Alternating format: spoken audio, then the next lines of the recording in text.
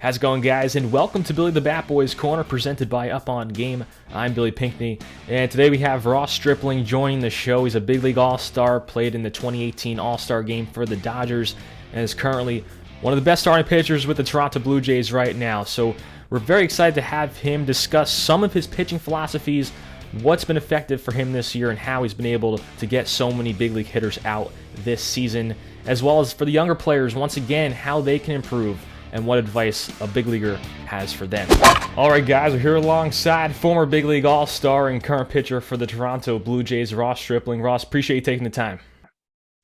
Billy, what's up, man? Thanks for having me. Absolutely. Well, man, you're part of the AL East this year with Toronto Blue Jays. What a great division this is, and a rivalry with all these different teams that are competing for playoff spots. How can you describe this year specifically and how much of an impact it's had on your season?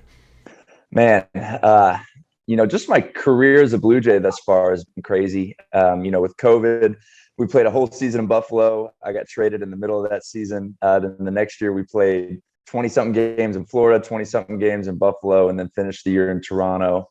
And this year we've been in Toronto all year. And, so it's just been a whirlwind. But, what you said is spot on. I mean, the AL East is the hardest division by far. I think everywhere else is the big leagues, and the AL East is the show. It just seems like it has the best talent from top to bottom, par none. And it's a battle every time you take the mound. I mean, it really is. The Orioles are like 9 games above 500 this year after they lost 100 and whatever games last year. They took a massive step forward. So every game has mattered. We missed the playoffs by 1 game last year. We literally beat the Orioles, walk inside, and Rafael Devers hits a walk-off homer, and our season's over, and we're all going home. So that was heartbreaking. So we've, kind of played this year with our hair on fire a little bit. We've been streaky for sure, but when we're playing well, we're one of the best teams in baseball, and we're looking to make some noise here coming October. Well, I noticed this year, obviously you're having a great year, and something that you're doing really well is commanding your pitches, whips just above 1. But the balls that you're throwing has a high chase rate. A lot of the guys are swinging and missing. Is that something you worked on this offseason, is finding ways for you to miss the barrels and just create swings and misses? I would say not necessarily. I've never been a guy that's really chased strikeouts. That's just never been a big part of my game. I'd much rather be efficient and get soft contact. I think the biggest thing this year has just been my changeup. It's just taken a really big step forward. At the end of last year, I got with kind of the analytical team from my agency, as well as both pitching coaches here with the Blue Jays. And they both gave me the same information. They said, throw more changeups, throw more to righties, throw more mid count, throw more late count, and, just up the usage completely. So when we had the CBA shut down, I was able to really start throwing some extended bullpens, some live BPs against big leaguers in Houston. There's a ton of big league guys in Houston. We were at Rice University and could throw that thing and have guys stand in and then kind of pick their brains afterwards. Adam Frazier, Alex Bregman, there were some really good bats there that were giving me, real advice about what to do with that pitch. And it helped a lot, man. And kind of gave me more confidence with it. And then this year, all you've seen me do is get more confident with it as I've thrown it and up the usage to righties. And it's my best pitch by far as swing and misses, hitters chasing it out of the strike zone and all that. So it's been a real equalizer for me this year. Right. I think you have a ball there too. Will you be able to show us that grip? Yeah. So everything stems off my 4-seam. It's hard doing it this way. I usually do it that way, but I'll try and show it. So I grip a 4-seam, and I'm actually opposite of the horseshoe. Almost everyone throws their 4-seam with their middle finger on the higher part of the lace. For whatever reason, that's never been comfortable for me. So I actually throw it on the smaller part of the lace. And then all I do is I keep my middle finger exactly where it is, and I just spread my fingers out as far as I can. So it's not like a true circle, even though I'm kind of making the circle there. It's not a true circle change because my fingers are so spread out. It's almost more of like a split grip, the way it comes out of my finger, because it really comes off my middle finger. And it's not the nastiest thing in the world, but I have a weird arm angle. I throw from really over the top, and it spins like my fastball. And I think, from talking to the hitters, like I just talked about in Houston, that was the biggest thing. They said, man, it spins exactly like your 4-seam fastball, which that's all I throw. I don't really throw 2 seams. So if I can make it look like my heater, and then it's just going to have natural depth because of how high my arm angle is, the guys are going to chase it below the zone, which is, what we've seen. especially if you're releasing it at the same spot and you're tunneling it. Is that something you worked on too? Is just trying to keep it in that same spot and for as long as you possibly can? Yeah, exactly. That's the name of the game, man.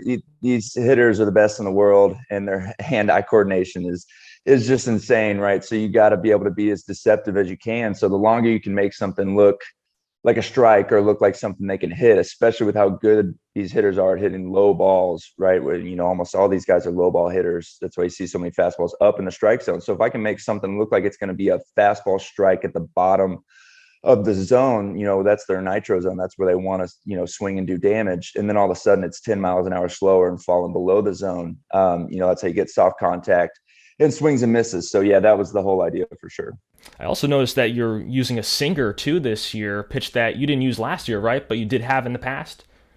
Right. Yeah. I used it a little bit in college. My college coach was very much like you throw 4 seams to your glove side and 2 seams to your arm side. So it always throw this little 2 seam and never did anything. And it was like 3 miles an hour slower.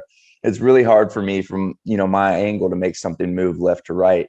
But I worked on that this off season. It was kind of the same thing. And essentially the reason for that was righties, I think, were really eliminating the inside part of the plate against me. I didn't throw changeups to him much. I didn't do a lot of stuff up and in. If I did, it was just for show, and then I'd go back away with fastball, slider, curveball. And so that's, kind of stems from what we've already talked about. I wanted to up the changeup usage, and I wanted to start having something that moved into a righty to make them respect the inside part of the plate so they couldn't just lean out over. I mean, I would throw Mike Trout like a really good slider away, black away, and he would lean out over and pull it for a home run. I mean, that's the best hitter in the world, right? But that just shows you they weren't respecting the inside part of the plate against me. So this has this sequence of like the sinker changeup that's on the arm side part of the plate for me has been an equalizer against righties. I've always been reverse splits. I've always been able to get lefties out better than righties, but I think this year it's more even than it's ever been. I think it's because of those 2 pitches. That's great. Have you been inducing more ground balls as a result? That's a good question. I don't necessarily know the numbers. I've always gotten a lot of ground balls on my off speed stuff, but I would guess that 2 seam has gotten a lot of ground balls based on just kind of my memory of using it when I do. It's gotten, a lot of soft contact. I think it just kind of has taken guys by surprise while they, don't know that I have it. So it looks like something like a middle end heater that they can swing and do damage on. All of a sudden it's off the barrel and getting a lot of ground balls to the left side. Can we see the grip for that too? Are you gripping like a 2 seam? Yeah. So it's, that's a true 2 seam. And then I'm just putting it together on the one lace that I mentioned it earlier. I have a really hard time making something move like a sinker or 2 seam. And this was the only grip. And I'm kind of throwing it like my changeup as far as like how it comes off my middle finger. And I think that's why it's been able to work is those 2 pitches feel very similar coming out of my hand. And that's why it's been a good sequence for me. Right. Is there any more pressure from the index finger on that, or just releasing it straight over the top like normal? Yeah, I'm not trying to pronate it. I'm literally, so like my cutter's kind of the same, right? So if I throw this 4 seam, my cutter is I just put my fingers together and roll it up.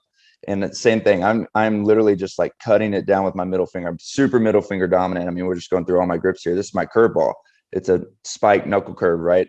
All middle finger. So like everything comes off my middle finger. So I just worked on this little sinker 2 seam thing until I found one with my middle finger that I could really rip on this lace, not feel like I have to pronate, because then you're kind of taking velocity off or whatever, something that I could throw that feels like my fastball, but has a little bit of movement. And that's how I settled on this grip right here.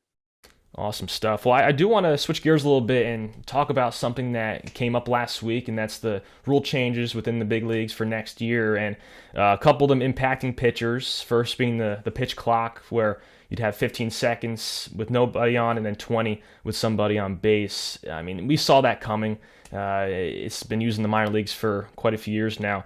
What's your opinion on it? Do you think it'll be more effective than what's in place right now? So I like it a lot more than most players. The vote came out and you saw that the 4 players on our competition committee voted no to the pitch clock and to the shifts. That's guys going back and getting other players' opinions and going to vote on their behalf. So obviously players didn't want it. I'm actually pro the baseball clock. I just think the pitching clock. I think the narrative around baseball right now is it's a shame, but it very much is. We got to speed up the game. We need less time between action. everyone's trying to hit homers. We need stolen bases, all that kind of stuff back. And these rule changes move the needle in the right direction. I did a rehab outing in August in New York against the Mets, and they turned it off for me, but they had it on for the other guy that was throwing, and the game was flying, man. It was flying by, and but it wasn't too fast. It was just good. It's going to be better for fans that are there watching in person. It's going to be better for fans at home. And I think it's just going to be like a more efficient, better to watch game. And it'll be adjustment for a lot of guys. A lot of guys like to sit back and listen to their walkout song and like to get out and change, hit their cleats and change their batting gloves and take a big breath. A lot of relievers like to step off, take their big breath, gather, be in the moment. And it'll be an adjustment for some of those guys. But with the pitch com now and some of the other things, man, I think once we adjust, I think we'll be really, really glad that we do it. You'll see a lot of games more in like the 2-hour 20, 2-hour 30 mark instead of these 3.5-hour marathons that we're playing. Have you been using the pitch com yourself? Yeah, I love the pitch com, man. I use it with nobody on, nobody out, not just with guys on second or runners on. I think it makes me more efficient. I think it keeps me on the attack. I tell the catchers the second they throw me the ball back, put something in and I can shake. I don't have to like get on the rubber and look at you before you give me a sign. Like, let's cruise. I think the pitchers that are working quickly, that it's an easy way to keep hitters off balance and kind of keep the pressure on them. And I think it's been big for me for that. Well, one of the other changes, you just mentioned the shift too. I mean, defensive alignment, it's with the analytics, it's important because they know everything now, where guys hit the ball and everything. What's your opinion on that? Do you think that that's going to create more hits for the opposition and just be difficult for you, or do you think this is better off? So it's funny. I was pro the change as well, and then I listened to an interview of Clayton Kershaw on Twitter yesterday, and he said all we're doing is rewarding hitters for not making an adjustment, which is such a Clayton Kershaw thing to say. But that's kind of spot on, right? I mean, honestly, hitting is the hardest thing to do in sports. I don't doubt that. Pitchers are only getting nastier by the year. Velocity and stuff just keeps going up. So I get it. It's really hard to hit. But at the end of the day, you would expect the best in the world to be able to make an adjustment and find a way to get hits against the shift. And now we're going to reward them with taking it away, right? So I do once again think it moves the needle in the right direction as far as some of the stuff we hear about baseball. We need more hits. We need more guys getting on base. I think you'll see that, but we still definitely reward home runs, right? So I do think a lot of guys are still going to try to hit the ball out of the ballpark because that's what front offices are paying for. So, it might be an adjustment before they start paying the 300 hitter with a 700 OPS, but he gets 190 hits in a year and he's on base all the time. But right now, while we're still rewarding guys for hitting 30 plus homers and slugging, but striking out a lot, maybe walking a little bit, I don't know how much of a difference it's going to be, but I think it's a good change right now, and then we'll see kind of how it comes over the years. Right. And then the other one is obviously the bigger bases, and with the bigger bases expanding by 3 inches, the base runners also have that oven mitt that adds a little bit of extra length there when they're sliding. What's your opinion on that? Do you think the base runners should be able to wear that protection over their hand? Yeah, it doesn't bother me at all. I think the worst thing in the world would be a Mike Trout, a Juan Soto, a Mookie Betts who, break a finger sliding into a base. If that avoids that, then that's worth it. The last thing we want to see is our superstars missing time. So that doesn't bother me. That was the one of the 3 that we voted yes on as players. I never heard anyone complain about the bigger bases. Obviously, MLB is trying to get stolen bases and just moving runners and that kind of stuff back into the game. You think of like those Royals teams that were in back-to-back World Series back in like 14, 15, whenever that was. Those teams were so fast, man. They were running everywhere and everyone was so athletic and dynamic, and how fun that team was to watch. They're trying to bring that brand of baseball back, and this is a small step in that direction. But yeah, the glove, the mitt, I don't really think you'll hear any of us complain about that. Well, one other thing that has come up recently on the minor league side is them unionizing. I mean, that's a big movement by them. Something that will hopefully, end up being something that'll really help them out in years forward. What can you say about that and how much of an impact it'll have? Man, it's great for them. It really is. They have fought tooth and nail the last couple of years to, for better pay, for some better rights, for just overall better way of life for minor league players. And it's led to some cutbacks of how many players there are and of teams and stuff like that. And maybe that's a good thing. Everyone has a different opinion. But those are kids trying to start a life. A lot of them have families. A lot of them are trying to pay off student debts, all sorts of stuff that minor leagues deal with. They're normal human beings with normal problems. So this is a great step in the right direction for those guys to have someone looking out for them in a union and fighting for them, and the same way we do at the big league level. So I think it's great. I'm happy for them. I hope it works out the way we all want it to, and they start to see some changes that really benefit their overall way of life, and allow them to go out and play baseball without kind of the added pressure of, man, how do I take care of my family, or am I really doing the right thing? Do I really have a future in this that can really weigh on guys' shoulders? Absolutely. Well, I do want to throw it back to your time with the Dodgers. I mean, you had a great time over there, worked with somebody like Rick Honeycutt, who helped you out a lot. What can you say about him and the mentor that he was? Man, Honey was the best. He really was. Talk about, I got called up into just the perfect situation. Clayton Kershaw is definitely the best like mentor and friend that I've had, both on the field and away from the field. Just an awesome family man, Christian man, and then obviously a Hall of Famer. He helped me so much with being a better pitcher. And then Honey was the perfect pitching coach for what I needed. He really taught me how to scout, how to prepare for a lineup, and a little bit more old school, right? Like he was definitely kind of on his way out as far as the drive line and the analytics and the stuff that was coming in, and he understood it. But he's a 70-year-old man. He was old school baseball. He pitched in the big leagues for like 20 years and then coached for another 20. But he was what I needed. My mechanics are wacky. I don't really use my legs very well. I throw from over the top. He helped me find like a happy medium where I was still using my body the way I should, but I didn't sacrifice what makes me good, which is the uniqueness of my arm angle and the angle that I come through the strike zone with my stuff. And then just the stuff I touched on, like this is how we read swings. This is what a good pitcher does in the video room to prepare for some of the good lineups that are in that division, and even some of the playoff lineups that we face. So he was huge for me. Both those guys, Kershaw and Honey. I'm in my 7th year, and I feel confident saying I wouldn't be here if I didn't get called up into those two guys being there to mentor me. Right. Well, also, while with the Dodgers, you were an All-Star in 2018. I mean, how meaningful was that to you to represent that organization and be named one of the best in the league? Yeah, man, I'm really proud of that for sure. It was kind of a perfect combination of some things. I broke that year out of the bullpen, as I did a lot of times in LA, and because of injuries was thrusted into the rotation and just kind of did really well. I was throwing a little bit harder that year. A lot of things were working. My curveball was the best it had ever been. And I just had a really good first half, and kind of gain confidence as you have success. And that team is so good, and it's cutthroat in a way, because they have so much depth, so much talent, that the second you start struggling, there's someone else ready to take your job. So I really wanted to run with that chance in the rotation that I got, and made my way into an all-star game, which was cool. I got a little bit lucky. Dave Roberts was coaching that game. I was an alternate. Michaelis either pitched or got hurt right before, and Dave Roberts picked me. So I'll take it, though. I got that all-star game badge on my jersey or on my baseball reference page for sure. Hopefully make another one.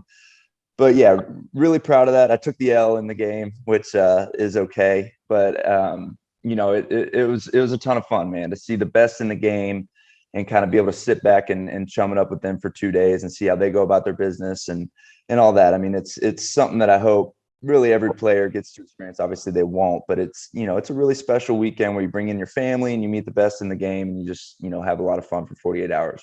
Yeah, for sure. Well, a lot of what we do here is trying to help the younger players out. And, are there any things that you wish you did differently as a younger player, maybe in Little League, in high school, college ball, that maybe they could learn from? Man, good question. I was a late bloomer with baseball. I went to like a massive football school here in Texas, and if you wanted to play football, you had to do off-season football, which is in the middle of the baseball season. So I actually didn't pitch until I was 18. But you know what, man? I think that helped me a lot. Now, don't get me wrong. I don't think you should like tell your son not to pitch till he's 18, but I played everything under the sun. I played football, basketball, baseball. I played soccer. I tried lacrosse. I tried tennis. I went to tennis camps. I played everything. And I think that helped me just kind of become an athlete in general. And then, but basically it made it to where I tried everything. And then once I found baseball, found pitching, I fell in love with it. I knew it's what I wanted to do. And I became laser focused on it. And, young guys, it's just, you can't do too much. Pitching, especially, like, you can't throw a bullpen every day, but you can work on other things. You can work in the weight room. You can work on the mental side of game. And when you throw, be laser focused on what you're doing that day and get better. And then, take the rest and all that you need to do. I don't know. I feel like I'm going down a tunnel here, but there's so many ways I can take this question. I just think that young guys probably want to get so far ahead of themselves. They want to get that scholarship, or they want to get to the next level in pro ball, or whatever it is. And sometimes you can start looking ahead rather than what you're doing that day and what needs to be focused on that day to get better. And, that's what I would try to say in such a roundabout way that I just took is be in the moment and understand that what you're doing right now will lead to better things down the road. Don't just, don't start looking so far forward that you lose track of what you're doing right now. And there's a lot of young pitchers out there who at a very young age are so focused on velocity and not necessarily commanding their pitches, but instead just trying to throw as hard as they possibly can. You're somebody who doesn't throw extremely hard in low 90s and now not throwing in the upper 90s. So what would you say to them for what they should be really focusing on? Man, be great at what you have.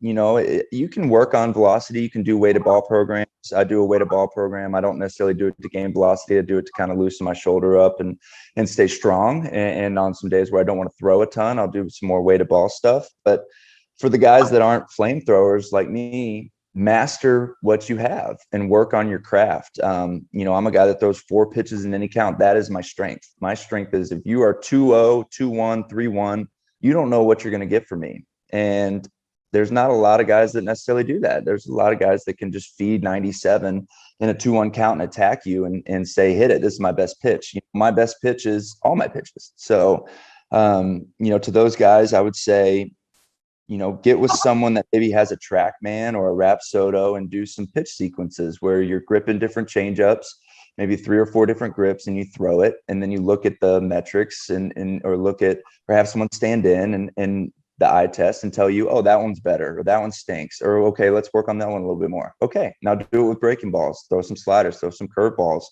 see which one's better, because big leaguers, good hitters in general, can hit a bullet. They can time up a bullet. It doesn't matter if you throw 100, you got to be able to locate it.